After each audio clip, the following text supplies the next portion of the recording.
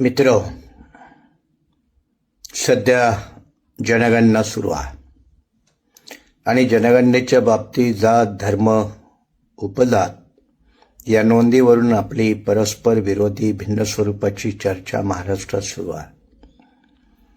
खरं म्हणजे या बाबतीमध्ये जनगणनेची जी माहिती गोळा करण्यात येते त्यामध्ये एकूण 34 प्रश्नाची प्रश्नावली आहे आणि या 34 प्रश्नामध्ये 13 नंबरच्या प्रश्नावर प्रश्न असा आहे की फक्त आपण SC आहात, ST आहात की इतर आहात, एवढाच त्याच्यामध्ये उल्लेख आहे.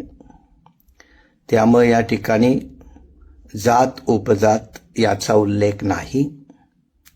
शिवाय स्वतंत्र OBC जनगणना याचाही उल्लेख नाही.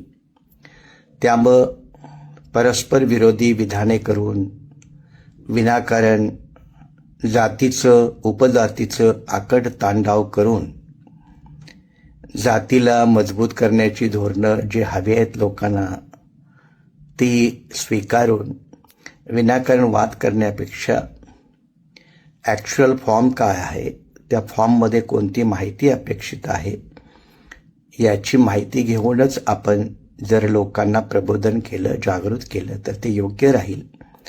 आणि म्हणून हा छोटासा 1 ते 1.5 मिनिटाचा व्हिडिओ आपल्या सर्वांच्या मदतीकरता.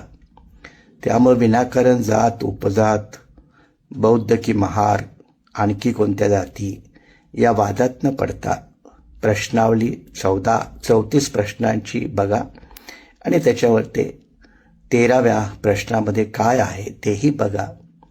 विशेष उल्लेखनीय बाब म्हणजे सरकारनं जरी स्वतंत्र OBC जनगणना, जातीनिहाय जनगणना असा मध्ये घोषणा केली होती, परंतु संघपरिवार BJP काँग्रेस याच्या विरोधात नेहमीच राहिलेली आहे आणि त्यामुळे OBC जनगणनेचा कुठलाही मुद्दा या 34 प्रश्नावलीच्या सेन्सस डिपार्टमेंटच्या फॉर्ममध्ये कुठेही नाही.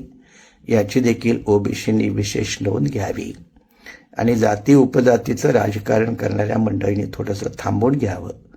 मला वाटतं त्यातच त्यांचा शहाणपणा आहे. धन्यवाद.